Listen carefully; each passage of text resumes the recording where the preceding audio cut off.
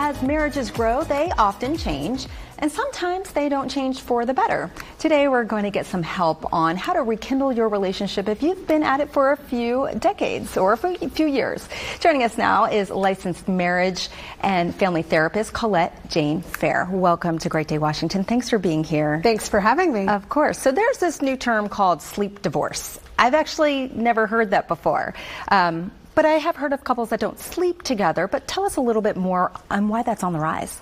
It really is. And it's not an actual divorce. It's just the decision a couple makes to sleep in separate bedrooms. And I think now that celebrities have come out and said that they're doing this, it's becoming normalized. And many couples are finding that it actually revitalizes the spark in their relationship, perhaps surprisingly. Yeah, leave it to the celebrities to make everything trendy. But you're right. It has been happening before, but maybe more people are more comfortable with the idea, and some of them are not unhappy. Right. In fact, it does not mean that your relationship's unhappy. It's usually predicated by health issues, differences in room temperature preference, snoring. I know that's a problem in my house. And so couples are saying, hey, this doesn't have to say anything about the quality of our connection. It just means that we're prioritizing sleep, which we know is so critical to our mental and physical health. That is a great point. What tips can you offer for people to kind of maintain that emotional connection if maybe they've stopped sleeping in the same bed? Yes, I just think you have to be more intentional. Make sure there's cuddle time, plan dates or sleepovers even so that you have time in bed together, and make sure you prioritize having deeper and more meaningful conversation, because that is the #1 pathway to emotional intimacy. So deeper connection and conversations. I love that. All right, let's talk about gray divorce. Again, another term I really wasn't familiar with. Right, new thing.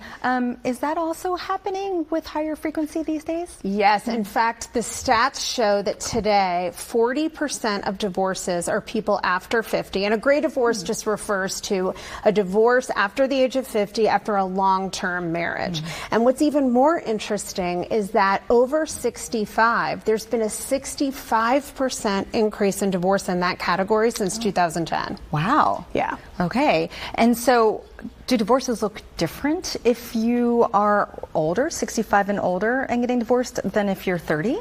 Yeah, I think they do look different. In some ways, maybe it's better because you've had more time to pile up resources. At the same time, if you're about to retire and all of a sudden you're looking at losing half of your 401k, that can be extremely difficult. Plus, typically parents, let's say if they are parents, they don't have young children at home. And I think one of the reasons we're seeing an increase in gray divorce is that we expect so much more of marriages today. We do expect that emotional connection.